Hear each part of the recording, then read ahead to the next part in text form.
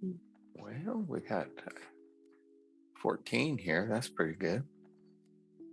Yeah, there's still several that signed up that aren't here yet, but we're getting close to starting time. We got a few things to talk about before we actually get into the presentation. Let's see. I don't know. I don't think we have any events actually scheduled except critique next Wednesday.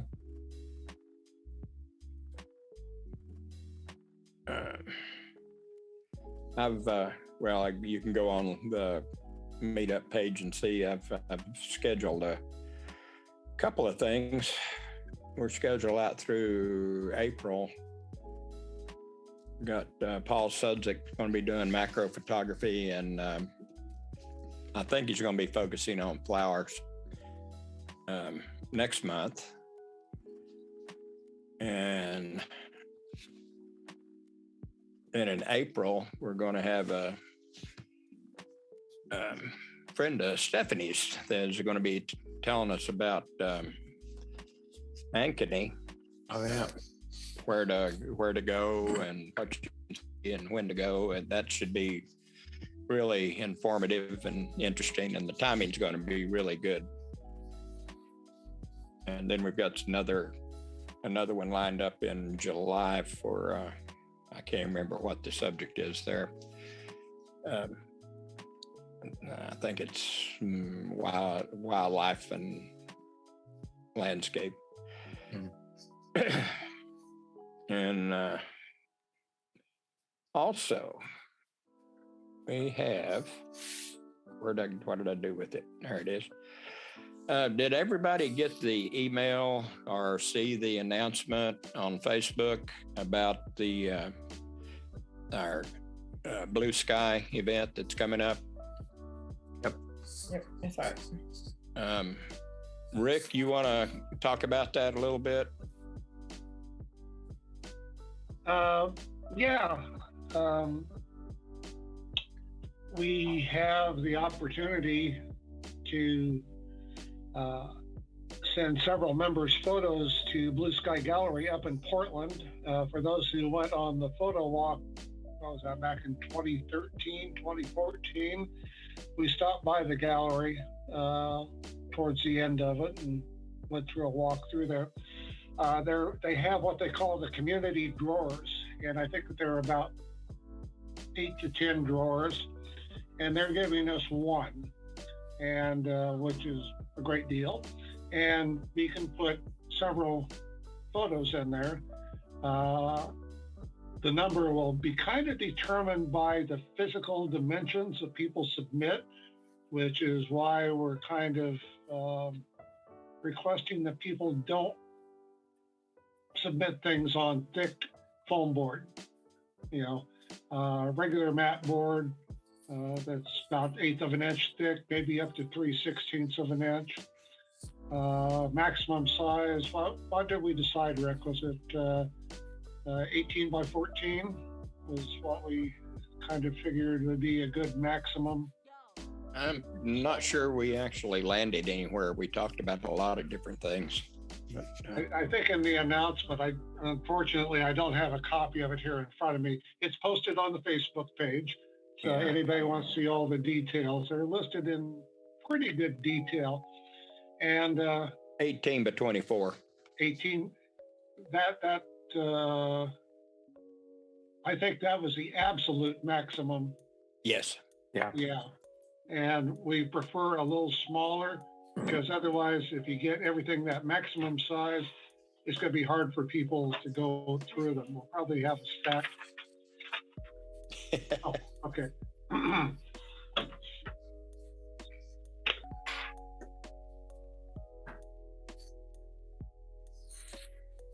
On Monday. 18 by 24, probably somewhere closer to 18 being the maximum height, just to have a little bit of room to move around.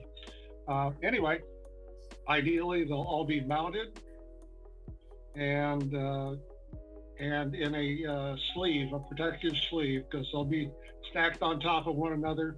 People will be going through these drawers. So in order to protect them, you should put them in sleeves. Matt has offered he has some extra sleeves. And what size were those, Matt?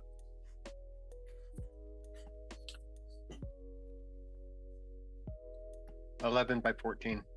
11 by 14. So Yes. if you have a print that's 11 by 14 or perhaps smaller, we could fit those inside there. Otherwise, you'll probably have to come up with something. And I have a question. sure. When do you want to know who's submitting by? That's Okay. one thing I didn't get is like, do I need to let you know beforehand that I'm going to submit a print so that you know how many you're expecting? I know. Okay. Go ahead. What we kind of, as far as the submissions goes, you need to get in touch with me. And in fact, I'll put my email address in the chat thing here. Also, you can get me through Facebook Messenger. I need to have everything for the month of April by March 15th. Okay, because what we have to do is we have to put together a kind of a portfolio, an inventory where there'll be a thumbnail and a description of each work. So there's kind of a master table of contents, you might say. And so in order to put that together, I need it by then. If it doesn't arrive by March 15th, it won't go in April. It'll be eligible for May. Now, what we kind of talked about is we have a maximum number that we figure can go into it. We figure somewhere between probably 16 to 18. Like I said, it depends on how thick these are, because you have to go in a drawer. The drawer has to be able to close. I mean, we're not going to smash them down to fit. They have to go in there so they'll be nice and safe. And so once we get those and measure them, we'll determine what we have. If we have a huge number of submissions, we'll just assign a letter or number to them and then have a random drawing, and in order, they'll go into the drawer until that drawer gets full. And then those that don't make it that month, they'll go into next month. But anything that doesn't make it by March 15th won't go in April. It'll be for May. So Okay. it won't be rejected. It'll just be delayed. So And we're going to be changing them out. Or Rick is going to be changing them out you're going to go every month, I guess. every month. And and this is another thing, you can put them up for sale. And one thing I do want to emphasize is that Blue Sky Gallery takes a 50% commission.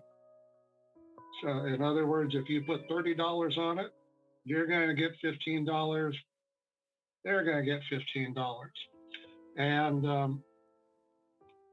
so if you're going to do that, make sure that your printing costs, your mounting costs, all that aren't less than what you're asking for it.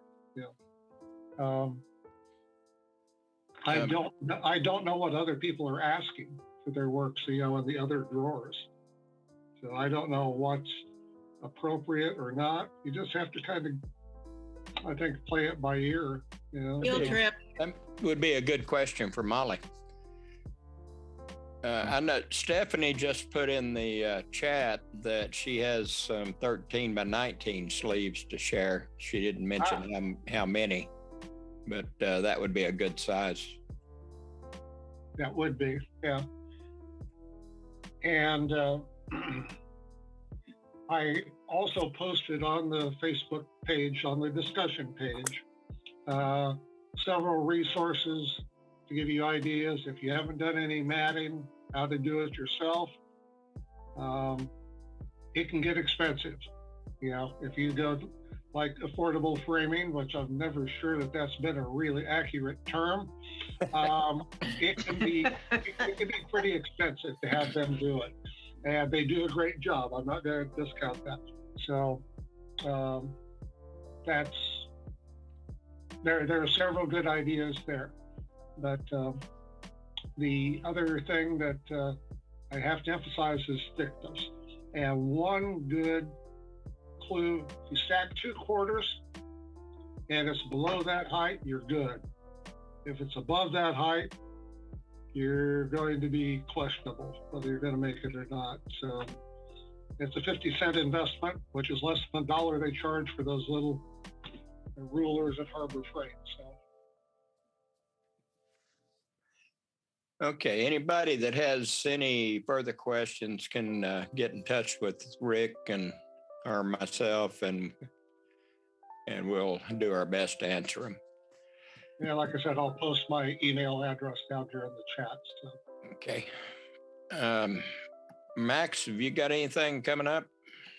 No, Matt, is the recording up yet from our talk here earlier this month? That's something that people may want to see. But I'm thinking that before long, we'll be able to do outdoor shoots again. So I'm kind of looking forward to that. And we'll just see how the spring goes for us. Well, of course, I'm sure everybody's aware that they've said that the state is going to lift their indoor mask mandate by March 31st. So Rick and I were talking this afternoon about, well, we can discuss it at the organizers meeting later on and figure out what we want to do. But it looks like we may be approaching getting back to meeting in person in some form. That's right. And the fact that the masks may no longer be mandated doesn't mean that individuals can't choose to wear them if they feel more comfortable. So it's a way to accommodate lots of people. Exactly. I'm going to contact Dave out at Scottish Rite and get some input on how they're feeling about it.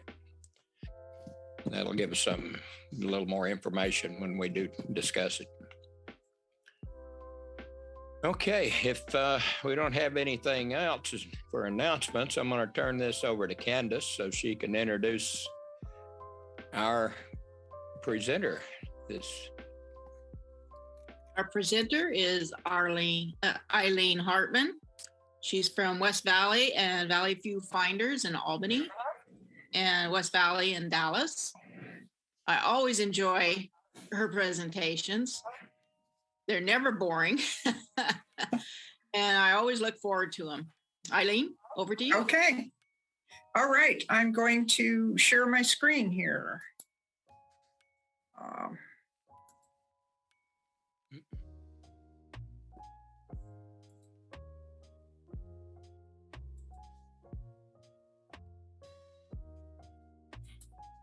Okay, so there's always a little bit of a lag. Are you now seeing my opening slide? Yes. In full screen. Okay. And everybody can hear me okay? Yes. Okay.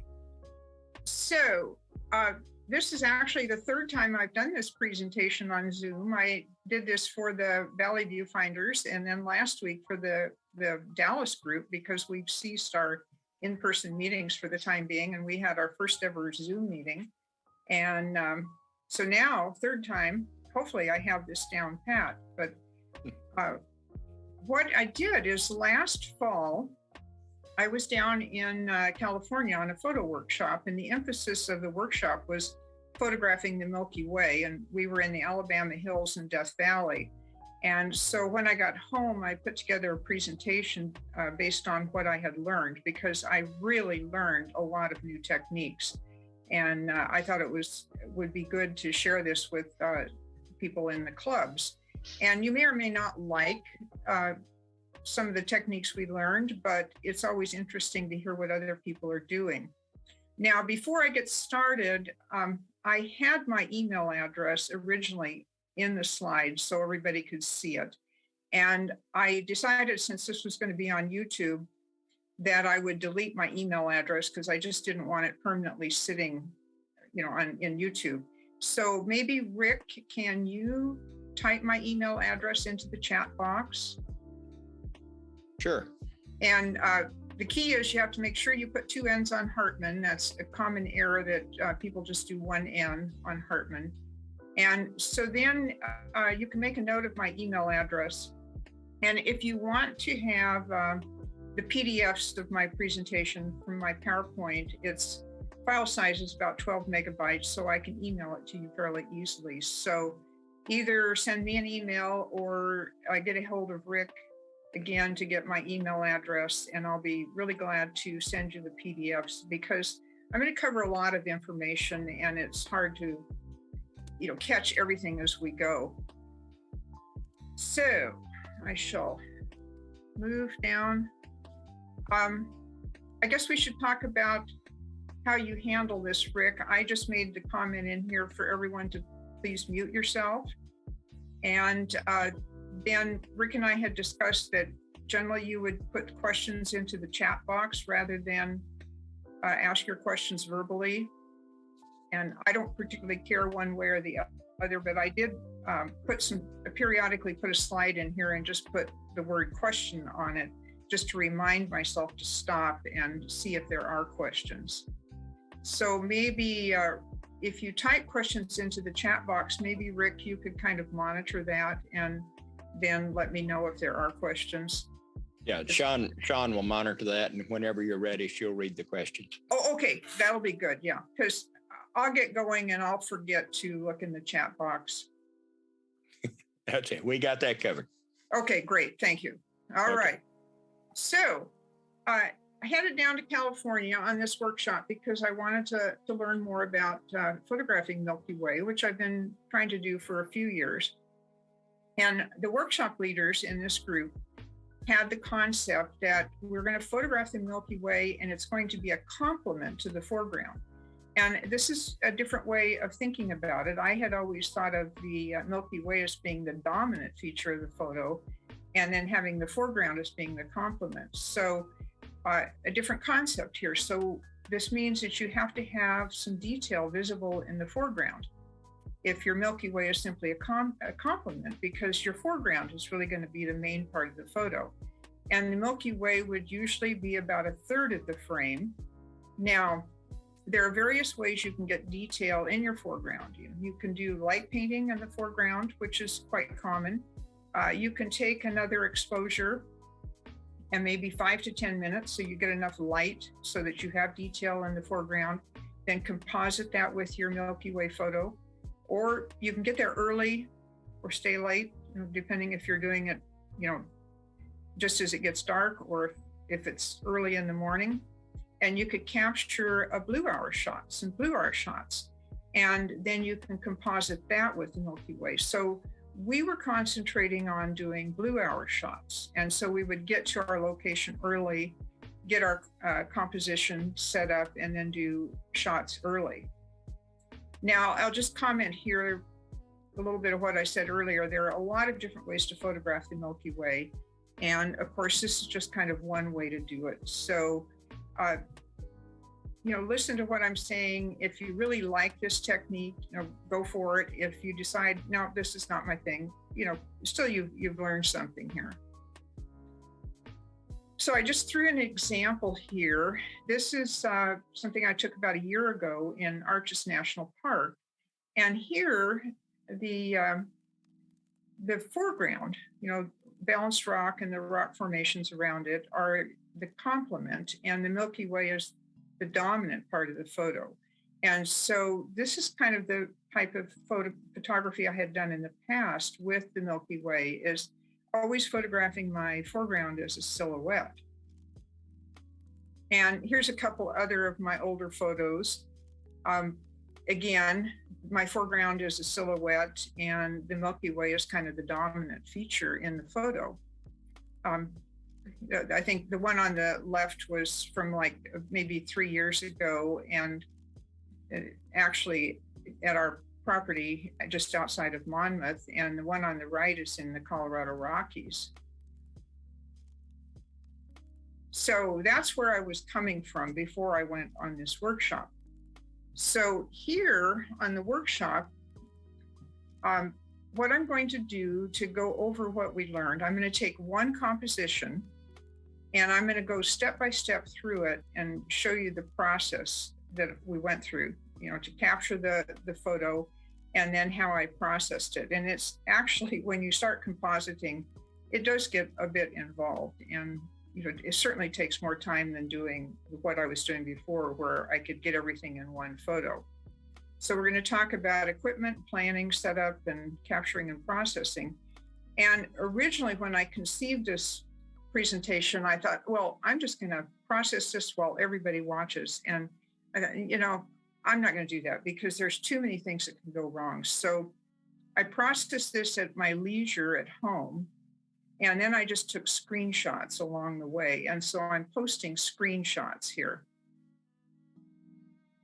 Okay, stop right now and see if, are there any questions at this point? Hi, Eileen, this is Sean, and no, there are no questions yet. Okay, great. I shall keep on moving now. All right, so I'm a Sony shooter, and primarily because I switched over to Sony a number of years ago because the former owner of Focal Point in Dallas was really getting into Sony cameras. And he kind of talked me into trying one out, and I really liked the mirrorless camera. And so over time, then I sold all of my Canon gear and I switched totally to Sony. And the workshop, everyone in the workshop, we were all Sony shooters. The two workshop leaders were Sony ambassadors. So in that regard, it was good because they could give us a lot of help specific to our cameras because they really knew what they were doing with those. So I had just purchased the Sony A1, which just came out last year. Quite an expensive camera, actually, but I was so excited about it that was the one I used for the night photography. And then I used two different lenses, primarily the 12-24 f2.8. And then it's absolutely critical that you have a wireless, that you have a remote, cable release or a wireless remote of some sort. Okay, so what we needed to learn, and you were talking beforehand about classmates and people getting older and all that such. Well, I'm 71 years old and I feel I'm a senior citizen, but I went down on this workshop and I came back pretty excited because I flew into Las Vegas. I rented a Jeep Wrangler because we were going to drive on some seriously bad roads. Headed out on this workshop and learned all these new techniques. And I came home thinking, for an old lady, I'm doing pretty good, that I can still learn this and I can drive a Jeep Wrangler on some pretty bad roads. Impressed the heck out of some of the guys in the trip too. So what we needed to do, we had to plan. And so we're using PhotoPills or Sun Surveyor. You need to plan at what time the Milky Way is visible, the location, what time is sunset, what's blue hour, when's astronomical twilight. And then PhotoPills has an option to tell you what shutter speed you need for pinpoint stars. So then we needed to think about capturing the foreground, and we're going to do this at blue hour. And usually I think in all of my foreground shots that I did on this trip, I had to focus stack because I was trying to get some interesting foreground that was fairly close, and you just simply couldn't get it all sharp in one shot. And so I had never done focus stacking really that much before, so I had to learn how to focus stack. And then another technique we were using is there's stacking software. There's a free one called Sequator, and it's for a PC, or there's Starry Landscape Stacker, which is for the Mac. And it will take and blend, anywhere from like 10 to 25 Milky Way images and really reduce the noise. It's absolutely amazing. And I'll be showing some examples of that as we get further in here. So I had to learn to use that. And then you have to process the photos, in which I'm really familiar with Lightroom, not so much with Photoshop, but I had to learn how to composite the foreground photo with the Milky Way photo. And so I got pretty good with that too. And so a lot of these techniques were new, but by the time I got home and I processed photos over and over again, I was feeling pretty comfortable with this. Okay, so we head out in the field. The photo I'm going to use was in the Eureka Dunes, and this was in a very remote north section of Death Valley. And you actually, the closest town to it is probably Bishop or Big Pine. And, it was a long drive out there. And so we got there before the sun went down and walked out towards these dunes and came across this area of dried, cracked mud. And so I stopped at that point. Some of the others went and looked for other foreground, but I really liked this cracked mud. And so then I got out photo pills and looked to see where the Milky Way would be at about 7:20, which is astronomical twilight. And then kind of set up my composition and waited until it was about blue hour to start photographing my foreground.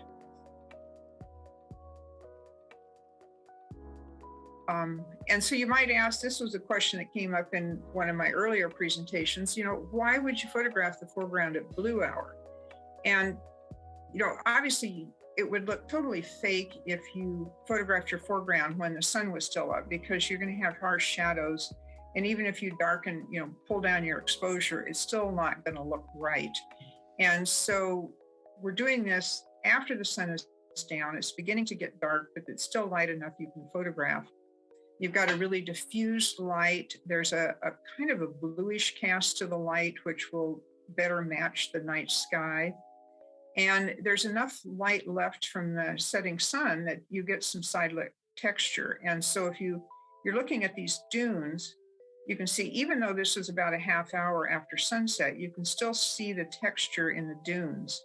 And, so I think this gives you, I don't know, I like the look of this, having that texture. Now, I know somebody who's a real purist may not like this and say, no, you really should take your foreground shot when it's dark and then just simply do like a 5 to 10 minute exposure. But, if you're focus stacking, that means every photo you take, you're going to have to do a 5 to 10 minute exposure, move your focus point. You could be there all night. And so I really kind of like this idea of doing the blue hour shot. Okay, so capturing the foreground, you've got enough light, you should be able to use an ISO of 100, if you get there early enough, and f11 to f13. And generally when you're photographing the Milky Way, you would use a wide angle lens, and so anywhere from 12 to 24 millimeters. And so then I take a test shot, check my histogram, make sure I don't have any pure blacks, and of course you don't want to have anything blown out. There might be a few blinkies in the sky, but you don't care about that because you're going to mask that out. On the Sony, we set the white balance on +2 fluorescent daylight. Lightroom said that this was 5850 for the white balance. And of course you can adjust your white balance later in processing, but you want to be in the ballpark so that you don't clip your colors and then you later have a hard time getting back to where you want to be. Okay, so now capturing the foreground. Focus stacking. I think in many of the newer cameras, Canon and Nikon have a function where you can set it up to do an automatic focus stack. Maybe it'll render a JPEG, but I think in some cases you can set it up almost like an interval shoot where you set your first focus point and then get it started, and it'll take a series of shots and move the focus point back until it hits infinity. Sony doesn't have that option. And so I was using my wireless remote, which I can pretty much do the same thing, but it's not automatic. I have to hit the shutter button on the remote for each shot, but I'd hit the shutter button and then hit the plus, and then hit the shutter and the plus, and then that plus button you see on there, that would move my focus point. And so I just keep doing that. I always ended up with far more photos than I needed, but you can move through it fairly quickly. Now, if it's starting to get too dark to see your foreground, if you don't have other people around who you're going to bother, then just shine a flashlight on the foreground and focus. But if you've got people around, you can set your cell phone down and have it lit up just a little bit, and then you can focus on that. Because you don't want to be turning your flashlight on if you're going to be driving other people crazy. And I always try to do at least 2 sequences of the foreground, just to be safe that you've got everything. And then you're going to leave your camera and tripod sitting there. And I have this little lightweight stool I pack along with me, and always take my iPad, and I can just sit there and read, for 45 minutes to an hour until it's dark enough to photograph the Milky Way. Or if there are other people around, we sit there and chat. But basically, it's just sitting around now and waiting until it's dark enough. Okay, so processing the foreground. I'll talk about processing now, although we're still out in the field, but it makes more sense to talk about processing here. So I'm going to import the photos into Lightroom. Many of you may use On1 or other software. And then I need to identify the sequence I'm going to use. And I'll show a slide here in a second that looks where you can see what my Lightroom screen looks like. And then I'm going to color code each sequence. So if I've taken 2 sequences of the foreground, I'll color code maybe 1 red, 1 green. And then I can identify each sequence. And then I will scroll through the photos, enlarge them, make sure that I have the closest point in focus and the furthest point in sharp focus, and then all points in between in at least one of the frames. And then usually I would have some photos at the beginning, at the end that I can discard, that I don't need. And so you will see in my next screenshot here, down in the film strip at the bottom, the photo on the far left was my first shot, and that's the one that's up on the screen. I held my hand in front of it as I took the first photo, so that marks the beginning of that sequence. And then everything that's colored green was in that particular sequence. And then when I went through and looked at the focus, I decided I only needed to use the ones that kind of in the middle there, and I've drawn a red box around them. And so the others I could delete and get out of my computer. So then I'll make a few adjustments to the photo, my white balance, tone presence, etc. And then I will sync the rest of the photos of my chosen photos so they all have the same adjustments. And you're probably all familiar with that sync process. That is one of the wonderful things with some of the newer software, that you can do that sync so you don't have to go through manually and do the adjustments on each photo. Then I'm going to select all the chosen photos, go up to Photo, Edit In, and open as layers in Photoshop. And this will send these photos over as layers. And here, this next screen is the Photoshop screen. And I'll select all the layers. And the first thing you need to do whenever you're stacking is you've got to align the layers. You might have jiggled your tripod, any number of little things could go wrong. And so you've got to align them. And so go up to Edit and then Auto Align. And then once you've aligned, now you're going to blend. And so again, this is Edit, Auto Blend. And Photoshop will take a few minutes to do this, but it will blend, focus stack these. And then once it gets done, I enlarge the photo on the screen and scroll through it and make sure that everything is sharp in the foreground. And I've had a couple of issues from time to time with it and not getting sharp.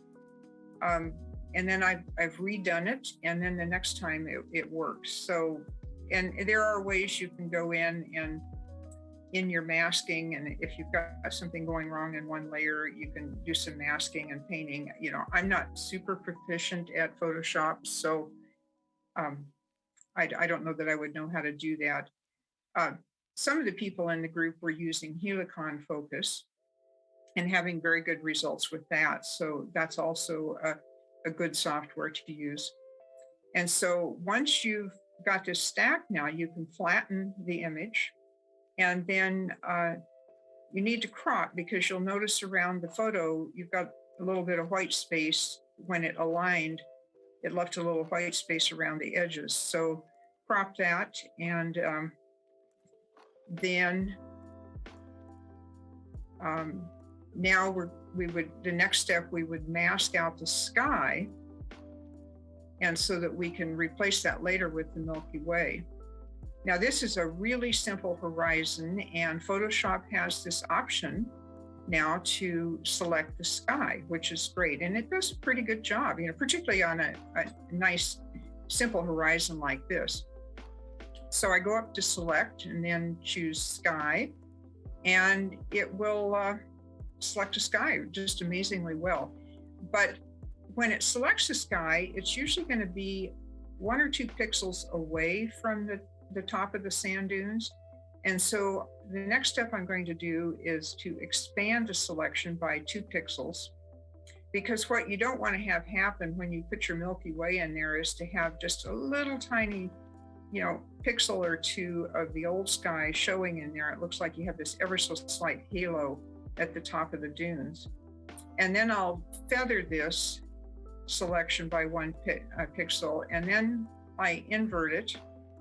And so that changes selection to the foreground. And then I click on the mask option down at the bottom, and that creates your mask. And so you can see in kind of the middle screenshot down there, the mask that it created. And so this was actually a fairly simple process. So here is the image with the mask in it. And what I would do here is I'm going to blow this up and really look at the horizon line. And you know, with the dunes, it did a very good job. There were some, you'll see some photos later where we were photographing some arches in the Alabama hills, and you have that very rough granite rock. And in some of those cases, it didn't really do a super clean selection. So I needed to go in and do a little painting in that horizon. And so at this point, I'm going to save this image because I put a lot of work into it. I don't want to lose it and have to do it over again. I didn't put a slide in here for questions, but this would be a good point to stop and see if you have any questions at this point.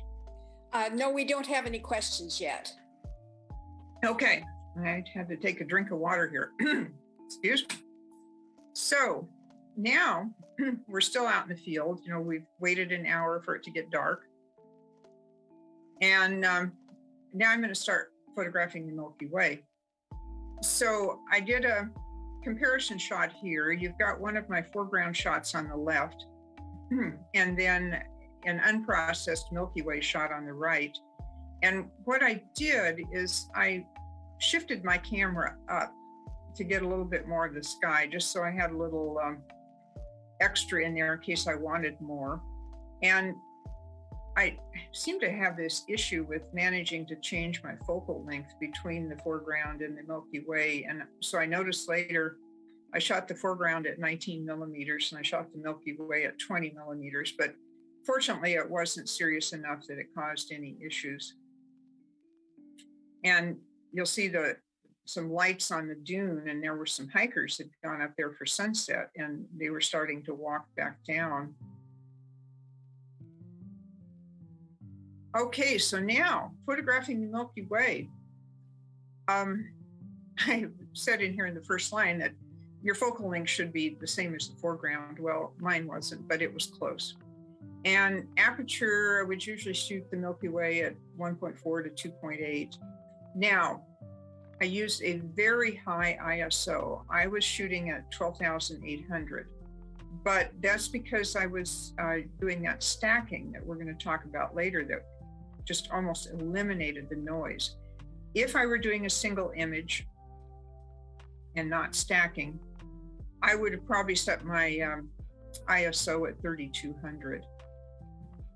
Okay, so for shutter speed, I'm going to get out my cell phone and enter the information into my cell phone for my settings and set it at 20 millimeters f2.8 and tell it what kind of camera I'm using. And PhotoPill said if I want absolutely pinpoint stars, I should do 5.33 seconds.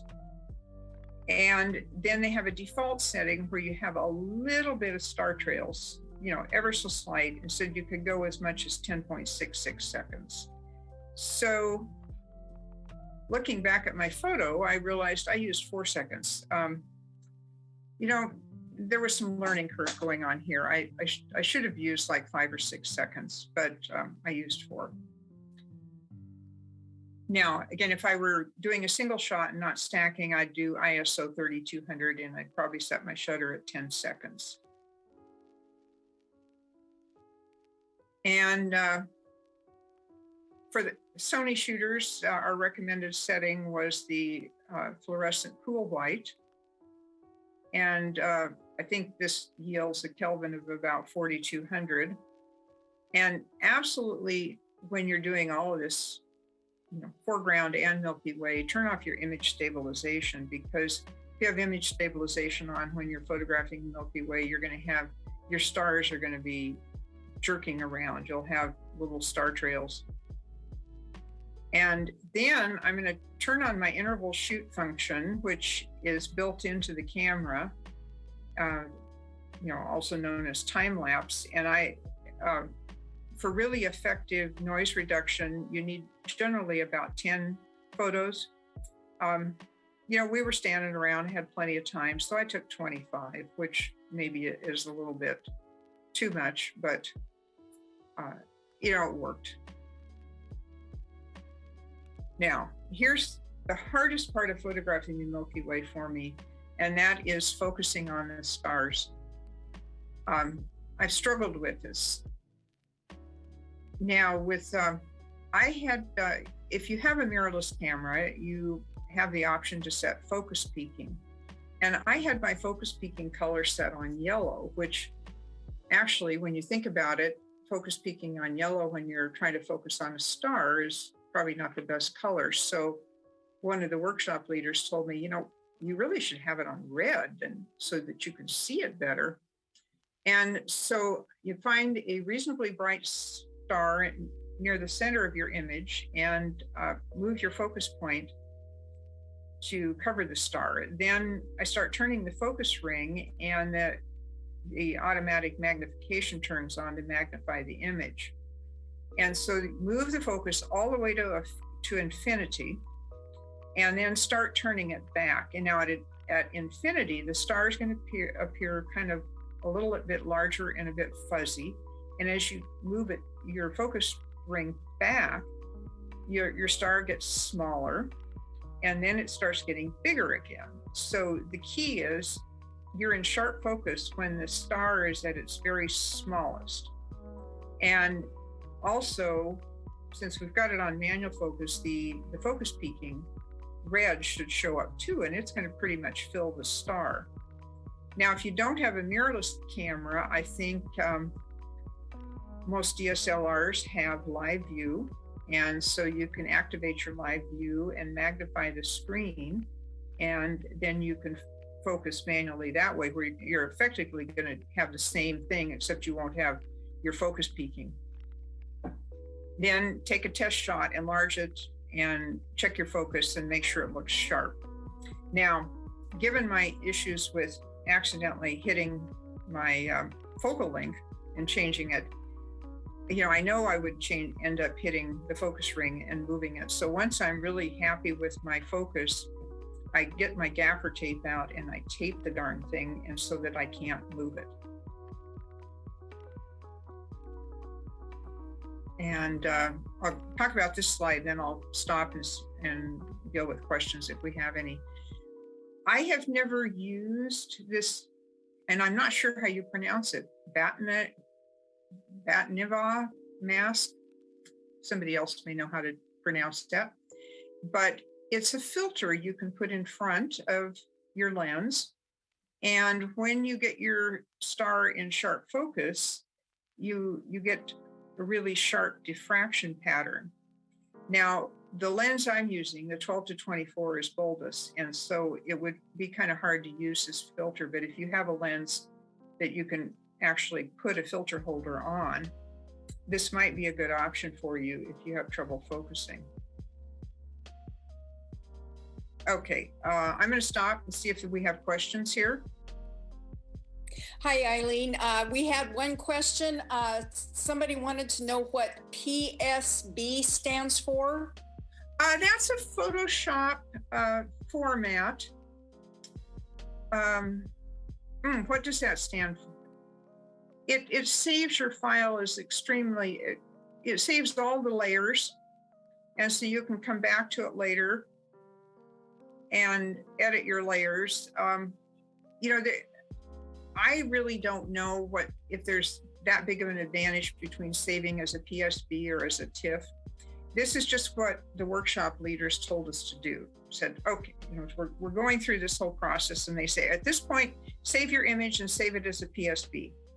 Okay, all right, so that's what I did. But I honestly can't tell you if it's really that critical. It does save a lot of data when you save as a PSB. Okay, that was the only question I had. Okay, so now we're going to talk about the stacking software. And I don't know if any of you have tried these in the past. This was pretty new for me. In preparation for the workshop, I had downloaded Sequator to my PC, and it is free. And I did practice a couple of times with it, and so I was familiar with the processing. So what it does, both Sequator and Starry Landscape Stacker, you're going to shoot multiple images, basically as a time lapse, very quickly. And then these are stacked in the software. And in the process of stacking, the software averages out the noise. And so your resulting photo really has little to no noise in it, which is really kind of an interesting concept to me. It retains the stars, it retains the foreground, and the noise just sort of disappears. How it does that, I don't know, but it works. It's actually quite amazing. And so in both of these softwares, the software separates the stars from the foreground, and so both areas remain sharp and have low noise. I know with Sequator, they recommend that you shoot at least 10 images. I'm maybe a little bit more obsessive, and so I take 25, but if you're in a hurry, you don't have to take that many. And the other neat thing about Sequator, and I'm assuming Starry Landscape Stacker does this too, is it eliminated the airplane trails. So I didn't have to go back in and try to edit those out. Now, I have not tried stacking for a panorama. And I had the feeling it might not work because, by the time you shoot maybe 10 photos and then move to do your next shot in the panorama, that, the Milky Way has moved so much, you're going to have trouble stitching it later.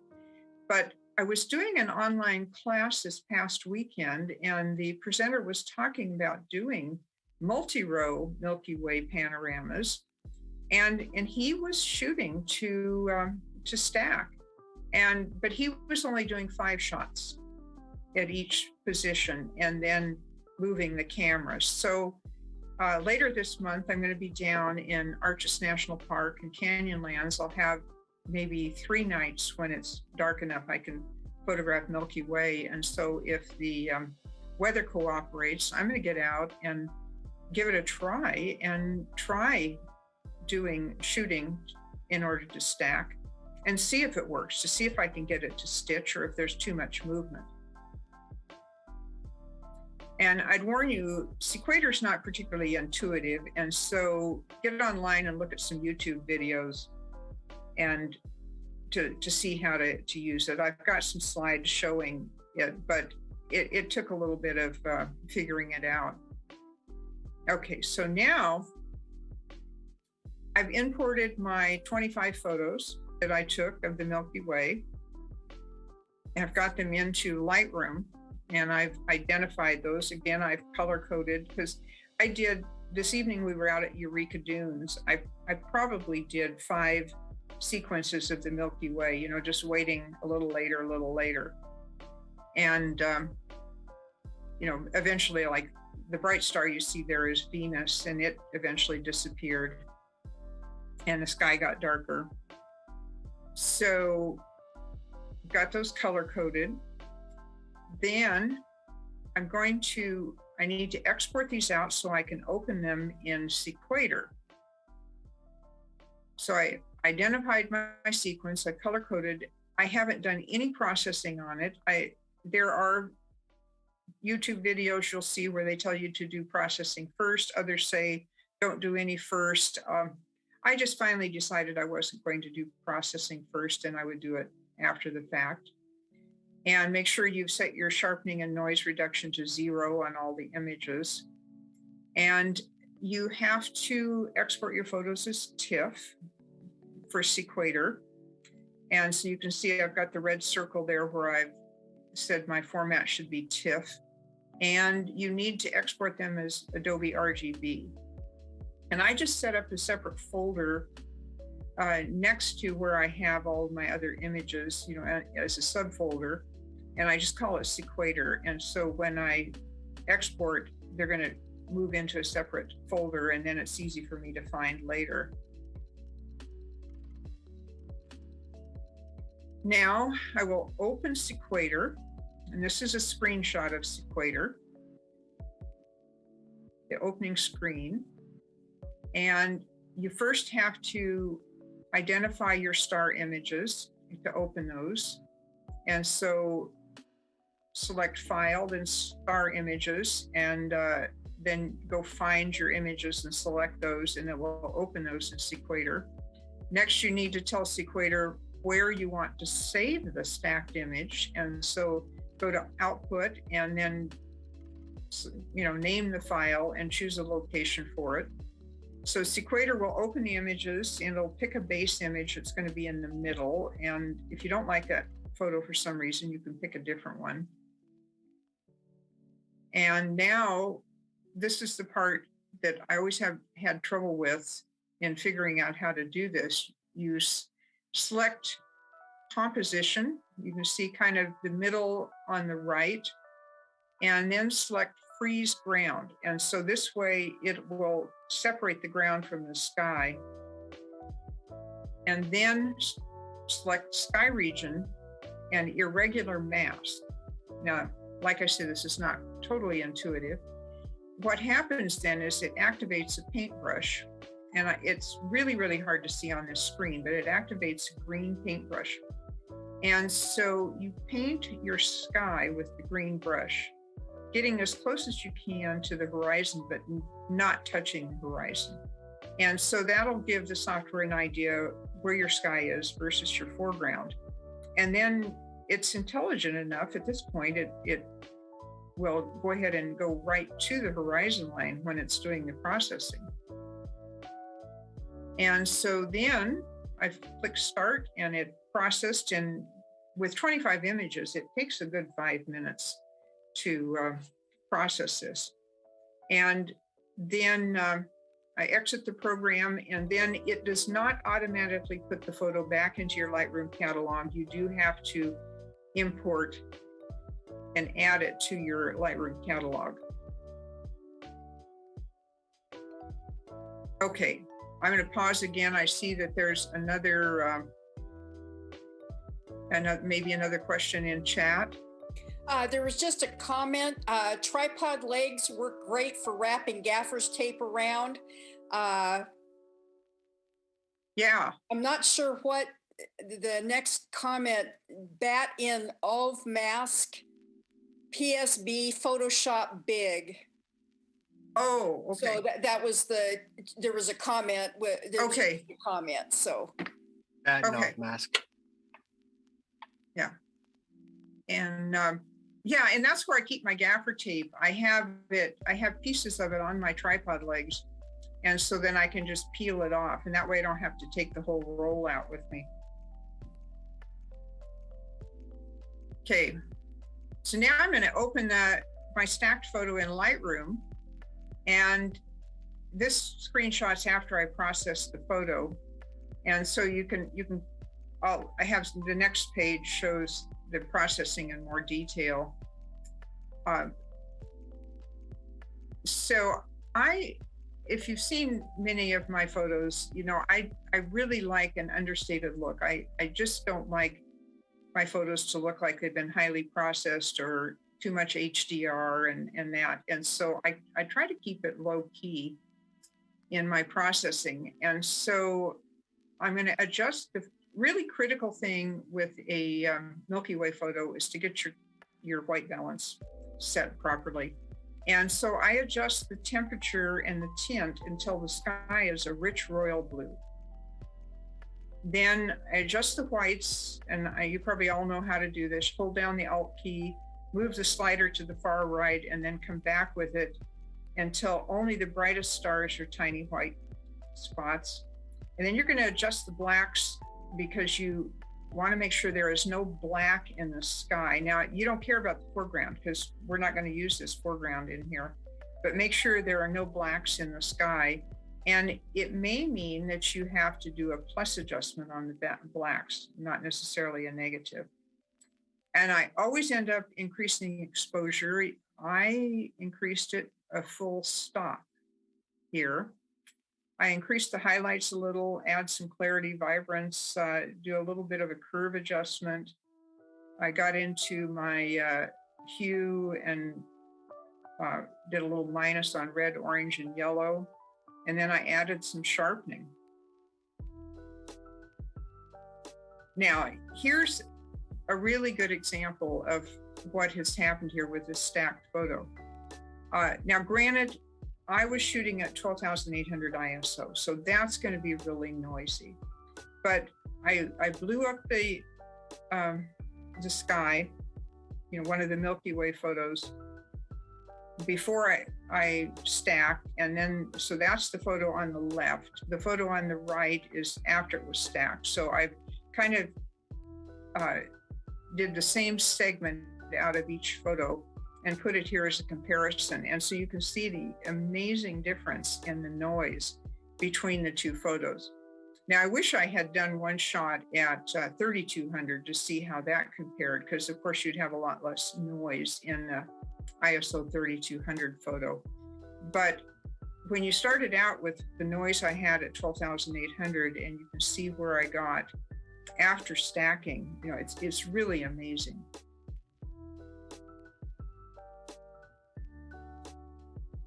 Okay, I had a slide in here again for questions. I don't think we have another one, do we? No, there's no more questions. Okay.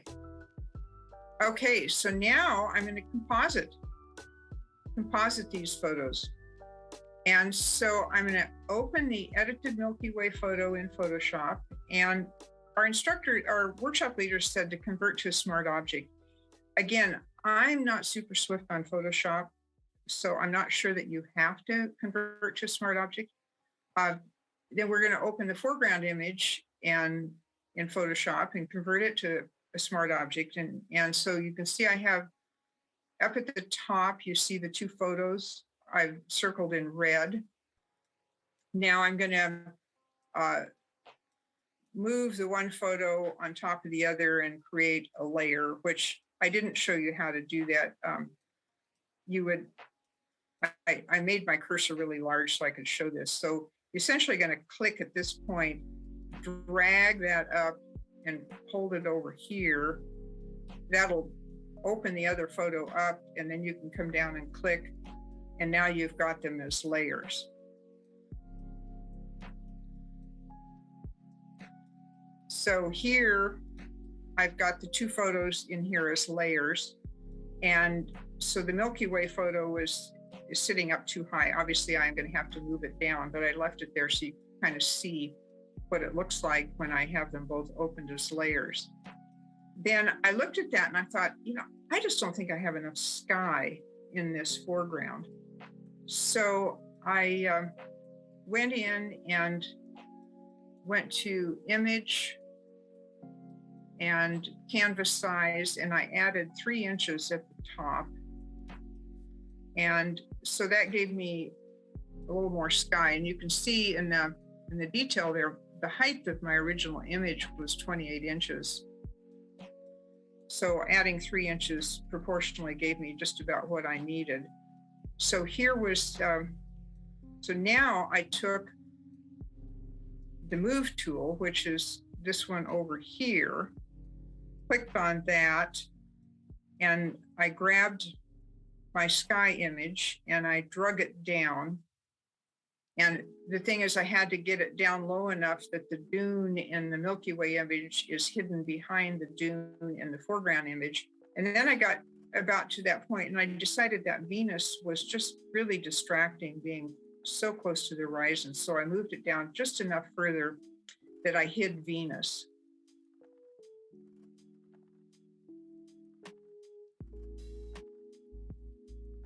And then I cropped back into 4:6 format and looked at it, and I thought that I needed to darken a little bit of the foreground.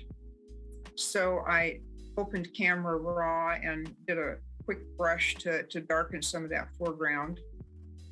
You can see the red there where I darkened it. And that was my completed image, and I saved that back into Lightroom.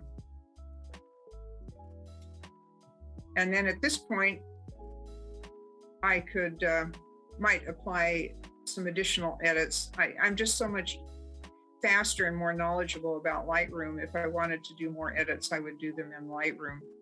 And I looked at that and I decided it still needed to be lightened a little bit. So I increased the exposure slightly. And subsequently, after I printed this photo, I realized it was still too dark and I've lightened it even further. So here you have a comparison. In preparing this PowerPoint, I processed this image probably 5 to 10 times and to get my screenshots and such. And every time I processed it, I had a different looking result. It kind of depended on what mood I was in, how I set my white balance. The photo on the left is the one I've just shown the processing on. The one on the right, I used a Milky Way sequence that was probably about a half hour later.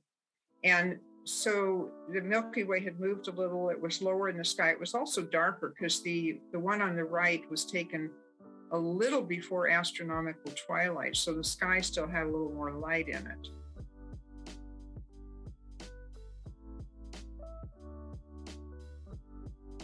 Questions? I don't think we have questions, do we? No, there's no questions yet. Okay, so I'm just going to show some other photos from the trip.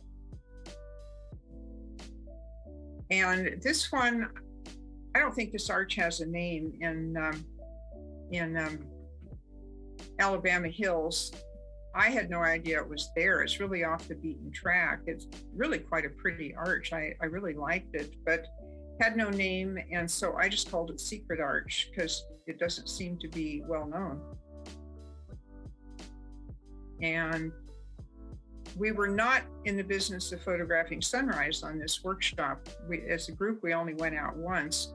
So I got up one morning because it's not that far from Lone Pine to drive up into the Alabama Hills. And I just went up for sunrise by myself. And this is Lone Pine Peak. One day we drove to the Salem Valley dunes in Death Valley, horrible, horrible road. And, you know, I wasn't that excited about any of the compositions that I found there. It was interesting, but I'm not sure it was worth the drive. Boot Arch, this was our first night of the workshop. This is in the Alabama Hills. It's very accessible. It's on the maps. we were late getting there, and that was a major frustration for me with the workshop leaders. We were always running behind. They were habitually tardy, somewhat disorganized, very knowledgeable, very nice ladies, but not my style because they were always so late. So we came rushing out here. It was well past blue hour by, when we got there. And I'm trying to find a composition. And so I snapped this shot of the arch while there was still enough light to do so. And then tried to set up to do my foreground shots for the Milky Way, looked at my photo pills to see where Milky Way was going to be. And, the resulting image just didn't turn out. First of all, I accidentally again changed my focal length between shooting the foreground and the Milky Way. I couldn't get them the two images to align. I didn't have my focus set really well. And so I ended up, I had some shots of the Milky Way I took the same evening where we moved away from the arch and just looked towards Lone Pine Peak and took some shots. So I edited out, used my image where I'd masked out the sky, and then I took this other image here and put it behind this one and tried to line it up so that the Milky Way lined up where it had in the original photo. And so it looks natural, and I'm much happier with that one. This was a sunrise shot we did as a group in the Alabama hills. And I did my foreground shots during blue hour in the morning, and then waited for the sun to come up and start hitting Lone Pine Peak. And then I photographed the mountain, and then I obviously had to focus stack the foreground because I was just inches from this barrel cactus. So I think I had about 15 shots for my foreground moving through that barrel cactus for the focus stacking. Then I stayed on an extra day after the workshop was over, and I was hoping to photograph the Milky Way at Badwater Basin in Death Valley, but it got quite cloudy. So I went out there just for sunset and then cashed it in. I was surprised. You have to walk probably a mile out into these salt flats because so many people have walked out there that all these little ridges have been stomped down. And so I walked and walked and walked out there to find kind of a fairly pristine area to use as foreground. And then the next morning I got up and went out to the Mesquite Dunes. I spent the last night at the Stovepipe Wells. So it's really easy to get to Mesquite Dunes from there. Okay, then I just jotted down some additional resources. I've done an online class with Adam Woodworth. He's out of Maine, and he really specializes in Milky Way photography. And if you get onto his mailing list or his email list, he occasionally has free online tutorials. He also does classes online. And he's got a book, which I purchased, and it's really good. You can find that one on Amazon. Another guy who does a fair amount of Milky Way photography is Hudson Henry, and he's up in the Portland area. And if you look at his website, he has the Milky Way photography course available you can purchase and download.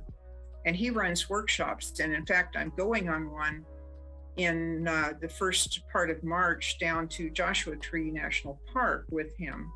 And so we will get out and do Milky Way at least once while we're there. And the online classes I was doing this past weekend were put on by a group called National Parks at Night. And this is a group of professional photographers. They lead workshops. They emphasize night photography.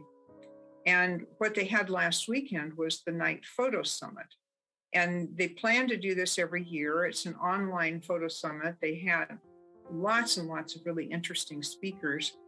And you don't have to sit at your computer for 3 days while this is going on, because they record everything and then you have a year to watch them. But I watched a lot of the presentations, very, very good. And so you can look at their website, get onto their mailing list, and then you'll hear about what they've got going. Okay, any questions? No, no questions. Just one comment. Once you have some good shots of the Milky Way, you can composite them into any foreground even days later. Yes, that's true. You can. And, I don't really view that as cheating. Mostly my photography is just for myself. And if I were entering in a contest, I'd have to carefully read the rules to see if that compositing is allowed. But, as long as, if the Milky, certainly you don't want to look to the north and photograph a scene and then composite that, with the Milky Way, because, that just can't possibly be. But if you're in a scene where you really could have the Milky Way there and it just is not there that time of the year or something, I just don't have a problem with taking your foreground shot and then putting your Milky Way in it later. And if I enjoy the photo, that's wonderful. So, okay. Again, I don't have my email address in here because I didn't want it on YouTube, but I just threw in the cover shot from my website. This was my COVID project 2 years ago, was setting up a website. I was traveling in Indonesia in March of 2020 when World Health Organization declared the international pandemic. And of course, naturally, my flight home canceled, and getting home was a whole nother story, which I could, I won't tell you about now because it was rather a lengthy story getting home. But once I got home, I had to quarantine for 2 weeks. The state was in lockdown. And I thought, I've said for years, I'm going to set up a website. And honestly, if I can't get it done now while I'm quarantining and in the state's in lockdown, I'm never going to get it done. So I spent a lot of time learning how to set up my website. I used the Wix platform, and it was a good exercise because I reprocessed all the photos that I put on it. I reviewed my photos and deleted thousands of them. And so, in a way, to me, the setting up the website was just kind of an educational experience and forced me to review my images. And again, if you want a PDF of this PowerPoint, send me an email or get a hold of Rick, and he can get you in touch with me. And I will be glad. I've got the PDF of this, and I can certainly send you a copy of it, because that way you can go back at your leisure and look at the slides and the various steps in the process. Okay, that's my presentation. And I'm going to stop sharing. Thank you, Eileen. I know I learned a lot. I'm sure everybody else did too. And I didn't know that photo, that last photo, I believe you called it Hands of God. Yes. That was at the state fair, and we sold that. Yes, and that actually they had a new contest this year called the Oregon Award at State Fair, and it had to be a photo that was very clearly photographed in Oregon, that instantly identifiable as Oregon. I entered that in that category and it won. So I was pretty excited. It was well deserved. It was a beautiful photo. Mm-hmm. Let's see.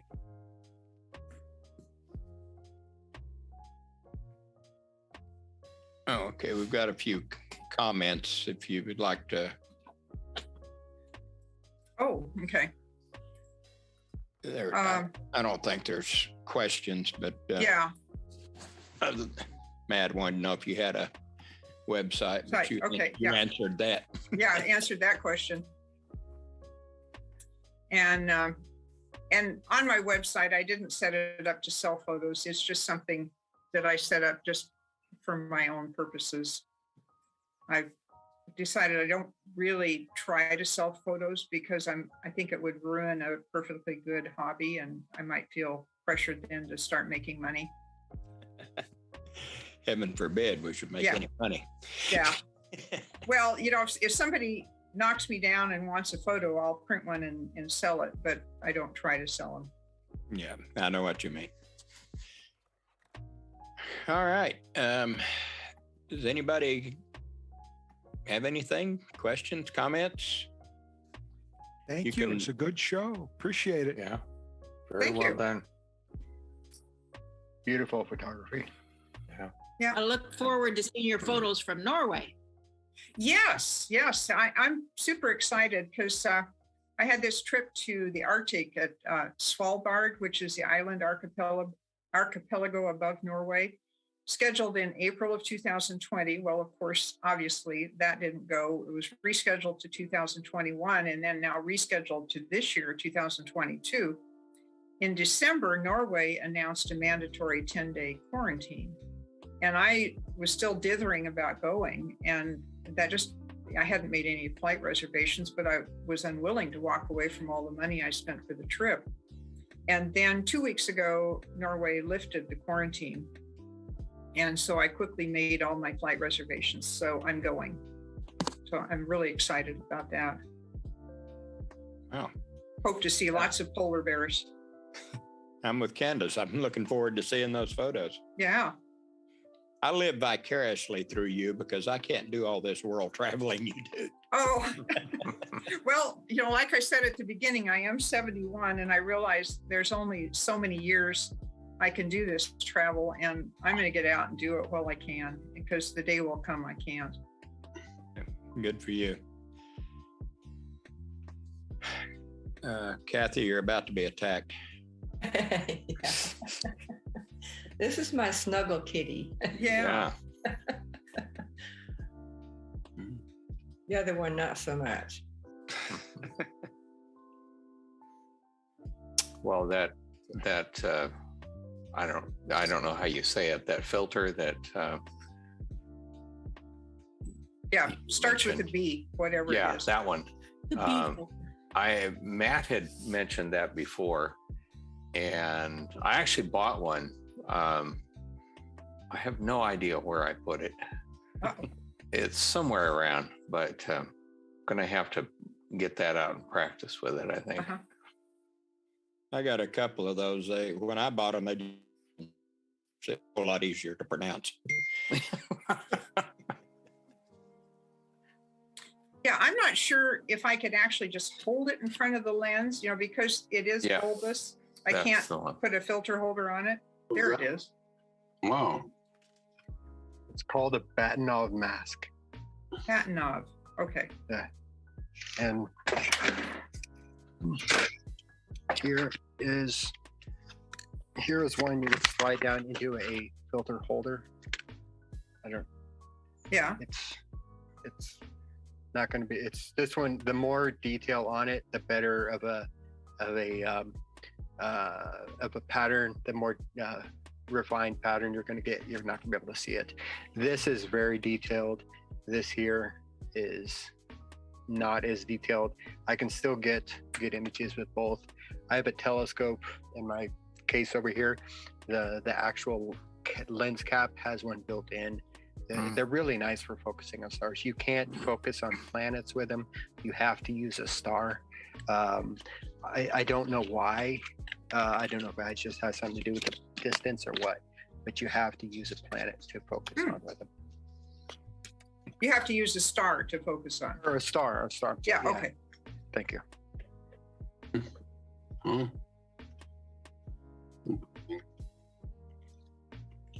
But like these here, like $10 on Amazon. They're pretty cheap. Yeah. And as I recall, that will clip onto the lens hood, won't it? Or that's close enough? Yeah. Yeah. Cool.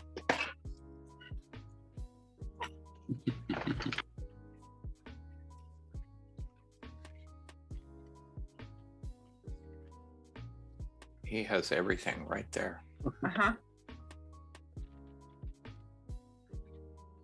Yeah. Well, Oh, this one okay. is actually meant for smaller lenses, but it'll work with this one because it fits in there. Okay. Like these little pieces here have rubber on it, and it generally fits around the outside. I know it's kind of hard to see here. It generally fits around the outside of a lens hood, but it'll fit. I can adjust it for a tighter fit. It'll fit on the inside in there. And it creates that same pattern, even though it's not big enough to cover the entire thing. It creates that same pattern, and it works perfectly fine.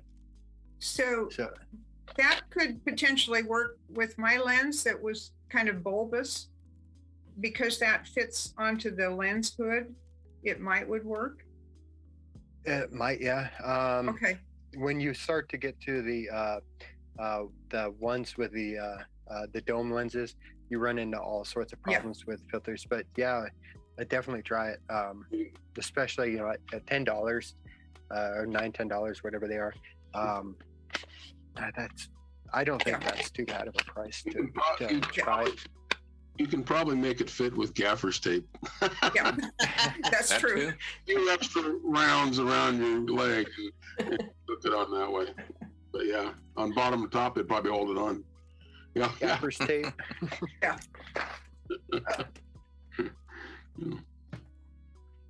Gaffer's tape.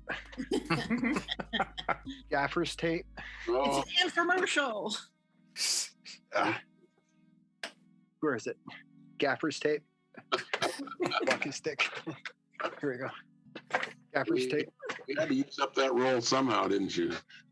Catherine and I still have some on there. Catherine and I were out walking somewhere, and I fell, busted the walking stick I had, and busted my fingers. So I used gaffer's tape to fix them. So.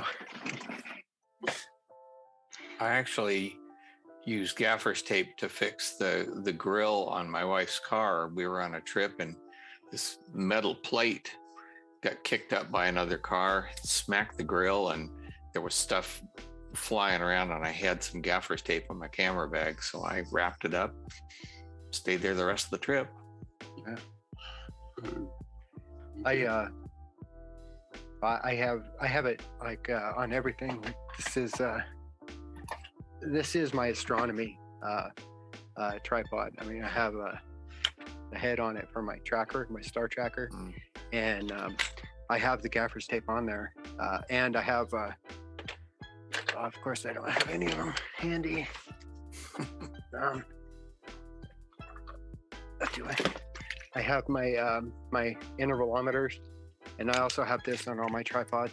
Velcro on the back of my intervalometer. Sorry, I just knocked the battery cover off. To go along with the gaffer's tape, Velcro on the back of all my intervalometers, right onto the legs. That's a really good idea. Yeah. And it goes on all 3 of the legs. So no matter where it is, I can put it and I can see it no matter where I'm sitting. And it's on like all of my tripods. So that the gaffer's tape and the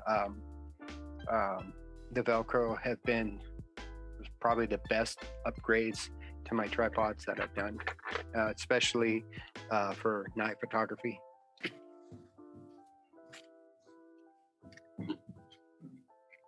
And these two, definitely recommend these. Yeah. I gotta find mine.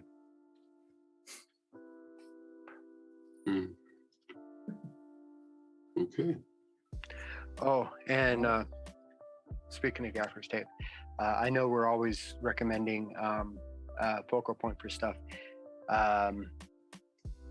Tends to be pretty expensive out there. You can go to Guitar Center and get gaffer's tape, a smaller roll of it, for pretty inexpensive too. Oh. Just if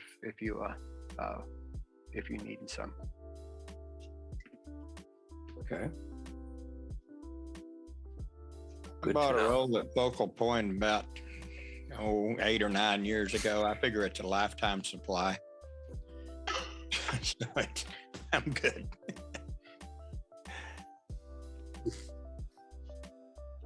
It was one of the things that Mike convinced me I had to have. He wasn't wrong. Yeah, I know people who put a little piece on the front of their lens cap so that they can tape the zoom on their lens, like you were talking, Eileen. Yeah. They always have a little piece, the square on their lens cap, so that they can do that. Yeah, it's got a multitude of uses.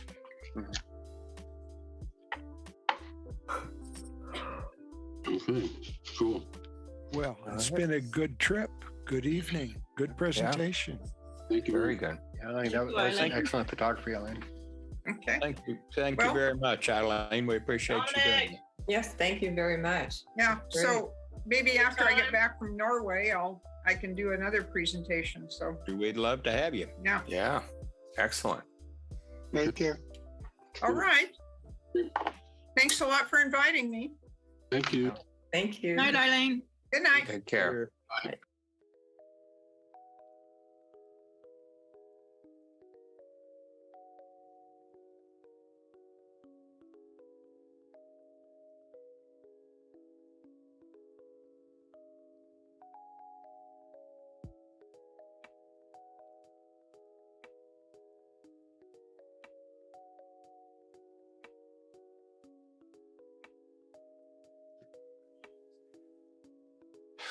So how you, John? I'm doing okay. All right. You had a little procedure done, Yeah. recovering. Yeah. It took about a day, but not. It wasn't fun, but it needed to be done. So, but I'm getting my strength back. As they say, old age is not for sissies. That's for sure. Yeah. Well, I now understand the youth is wasted on the young comment. What was that?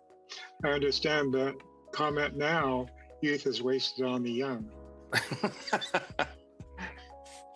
Okay. Yeah. It'd be nice to take some of that back. Mhm. Now that we know more, right? Yeah. Yeah. Yeah. I ordered a new battery for my solar energy project on my truck. And I really didn't know how big it was. And the guy from who delivered it could barely get it into the driveway. And it weighs 130 pounds. My God. Yeah. And it's actually the size of 3 car batteries. It's like, okay. And then it was really fun getting it into the truck today. I couldn't pick it up. And even with Jane, the two of us couldn't pick it up. So I had to get, I have ramps that go into the back of my truck. And so she got on the bottom and I got on the top and we managed to pull it up there. But it's like, okay, this is never coming out, at least not voluntarily. But I should have plenty of power. But Well, those are cool bottles behind you, John. oh, those that was a picture taken down in Prescott, Arizona, at a meadery. They're bottles of mead. They look pretty cool. Yeah.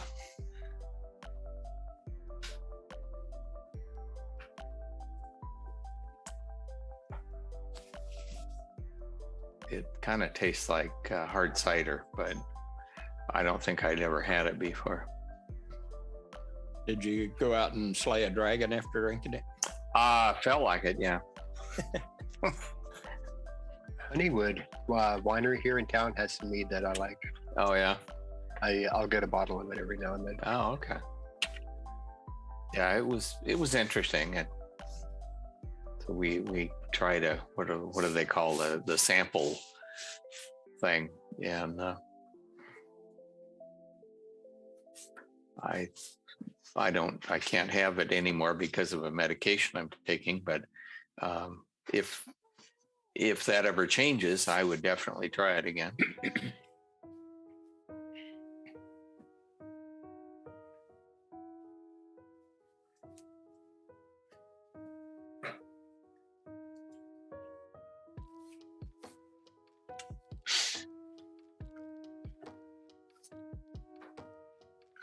Yeah, it's with all mine, they all say may cause drowsiness, may do this, may do that. And it's like, okay, well, they all say it, and nobody has any sort of clue what the interactions are between any of them all together.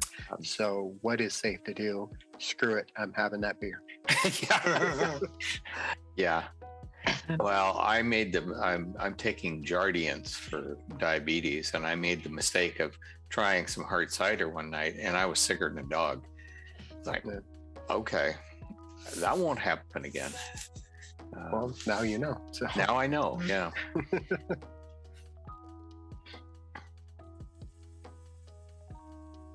It seems like every drug I take is one of the side effects is death. Yeah. Yeah, I love the drug company commercials that, you get 15 seconds of nice, cheery content and a minute and a half of side effects. Yeah. And warnings. And it's always may cause heart attacks, seizures, stroke. Yeah. Isn't this drug supposed to cure all those? Yeah. Yeah. And don't, the one I love, don't take it if you're allergic to it. Yeah, that's one of my favorites. Yeah. How are you going to know that ahead of time? Wait. No, you're muted now. Oh. Oh, she's talking to somebody else. Is she telling someone else to wait or us? I don't know. Oh, she's pointing at somebody. I think maybe she's had a seizure. Oh, there she Catherine's drunk again. Remember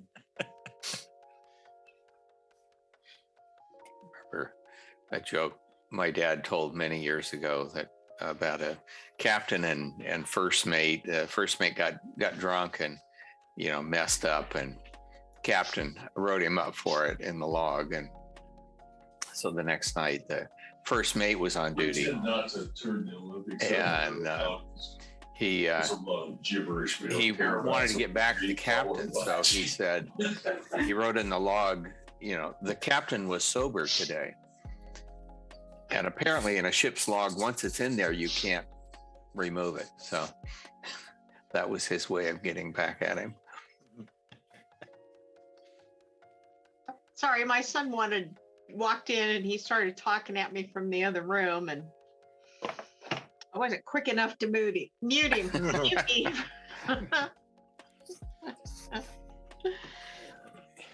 I have figured out how to turn my video off so I can have my beer and it doesn't wind up in the recording. I don't think anybody's going to come back at you for that. Well, I just have the one. My daily sort of treat. I admit it. I have one. Good for you. Yeah. My dad always had a beer when he came home from work. And I finally decided, you know what? I'm going to have one too. Yeah. I'm home from work. I can have it. Yeah. I'm home from work every day. Yeah. Oh, anyway. My dad would come home and he liked Olympia beer. And they had the little tiny cans, 8 ounces or 6. I don't know what it was, but that was his beer for the day. 7, I think. Was it 7? Okay. I know they were little bitty things, but my folks often would split one. Mm.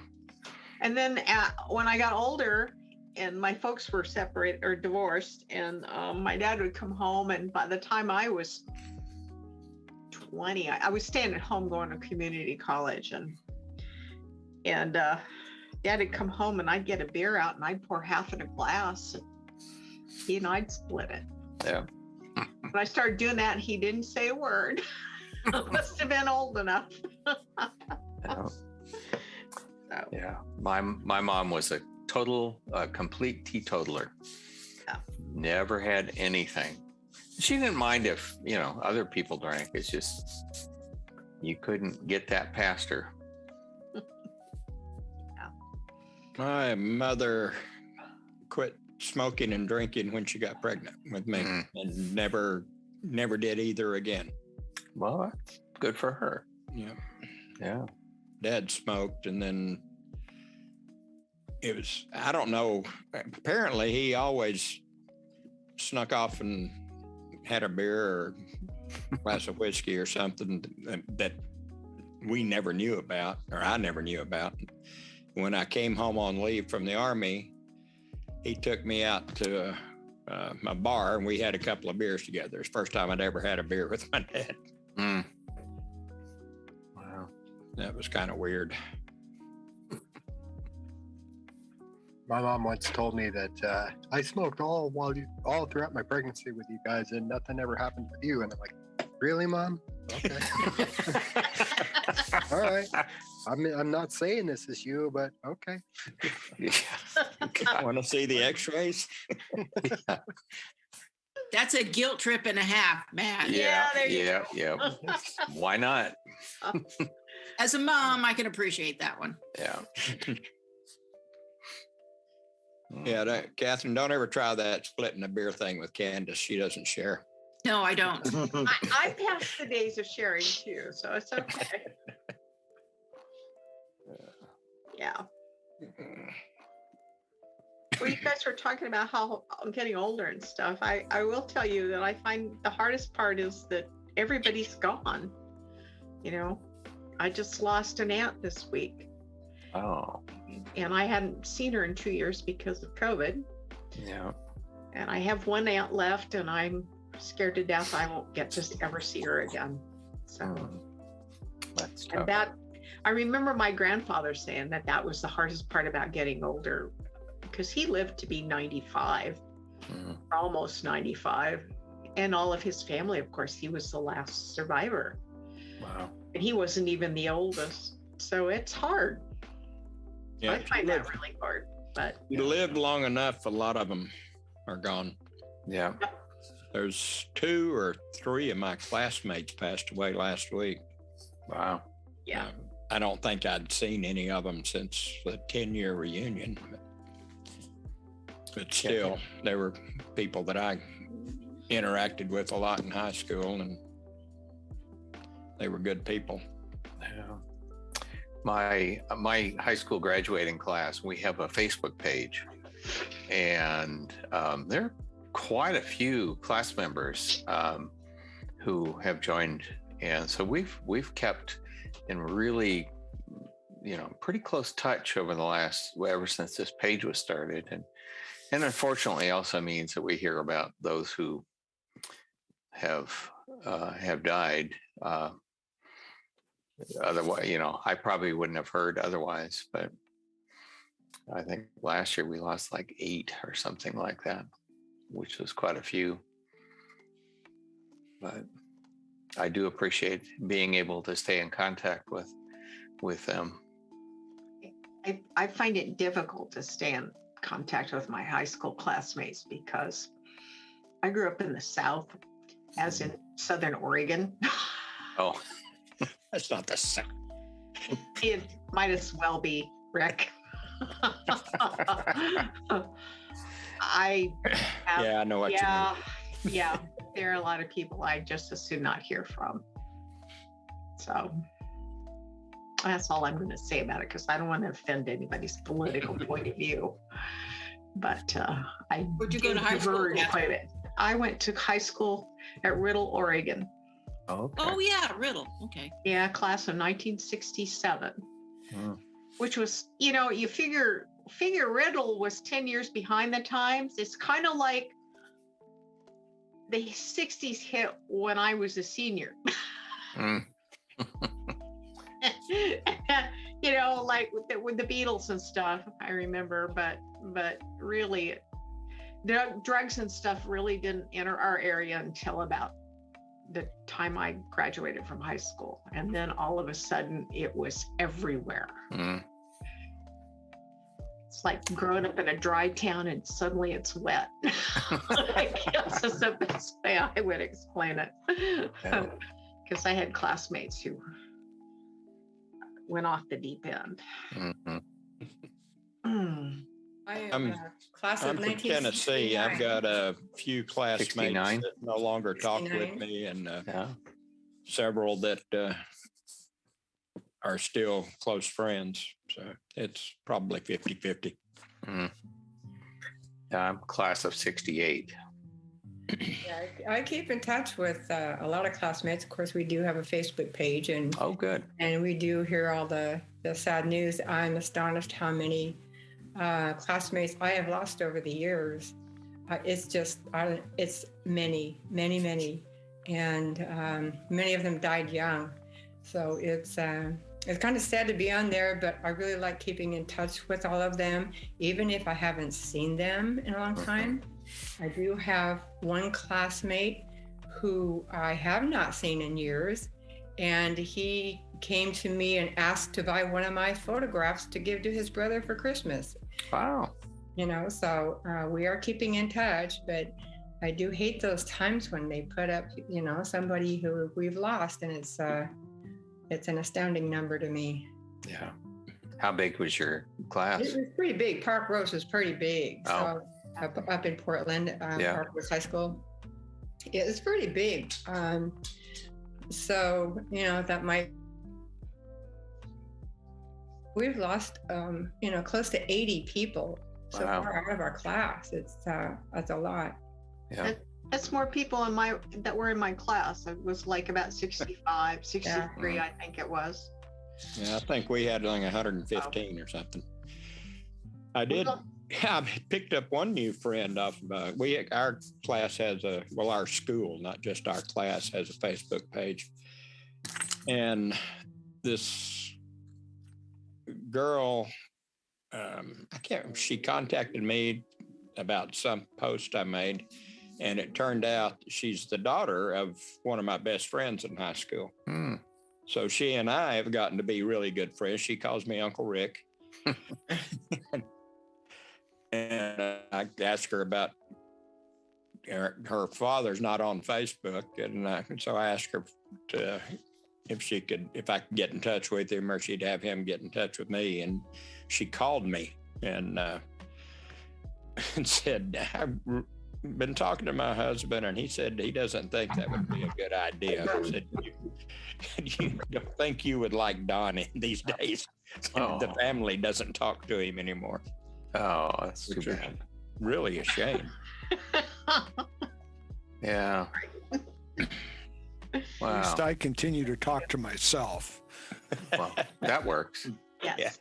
Yeah. It's when you answer yourself, you got a problem, Max. Yeah.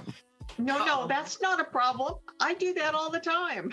Well, I get in a fight with myself every now and then, but I usually win. Yeah, it's the arguments that are the problem.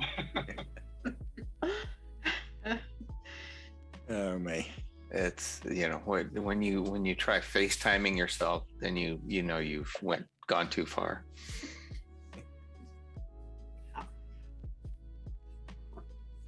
Oh, how many do we have signed up for this thing tonight?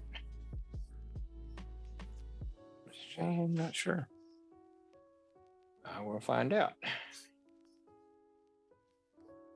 I just thought I'd mention that I don't know how many of you follow me on Facebook, but I've been doing a lot of bird photography because I decided to do what's called a big year. It's kind of a birder pursuit of trying to see as many birds as you can in a year. I'm doing it for the state of Oregon. So if anybody wants to follow me on Facebook and you're not a personal friend of mine on Facebook. I haven't been posting them to the photography group's Facebook page, but I've been posting them on mine. If anybody's interested, just contact me. Yep, I see them. That's awesome. Yep, great. Yep, I do. Thank you. I try and go out and shoot the birds too. Yeah. It's a lot of fun to see how many different ones that you can find. Yeah. So anyway, I'm hoping to go out tomorrow and see what I can find. Where are you It's gonna gonna be a go? sunny day. Yeah. Where are you gonna go? Actually, I'm thinking about going back over to Garibaldi. I was over there last week. Yeah. Yeah. Because they have I different. like stuff those over there. pictures. Yeah. My brother said that Family Refuge was full of birds, so Oh yeah, there are places. I've been out there. I was just out at the basket Wow. Friday, I think. And I went to Canby on Monday. wow. There's a community park there that has wood ducks. If you Oh. don't know about that, that's a secret spot for photographing wood ducks. And since it's a city park, I actually took some cracked corn and gave them food, and they came within like 6 feet of me or so. Wow. Mobbed me. So if you like birds and you want to photograph wood ducks, Hmm. that's the place to go. I lived in Alabama. There's Lake Gunnersville was down in the city of Gunnersville. And I went down there in the park beside the lake one day, was just messing around, shooting whatever caught my attention. And there was a guy and his granddaughter were feeding these Canada geese. And they were feeding them bread. And of course, the geese started gathering around and getting closer and closer. And the little girl started panicking and crying. And to get rid of them, she started throwing the bread at them. Oh. I said, no, that's not the way you get rid of them. Nope. Bread is not good for birds. No, it's not. But I didn't figure it was my place to intervene. I just took pictures of the little girl getting mangled, and while Granddad laughed at her. A true family moment. Yeah, Yeah. it was touching. I remember being attacked by chickens when I was little. I was wearing jeans that had those copper rivets, and for some reason the chickens thought that was food. Oh no.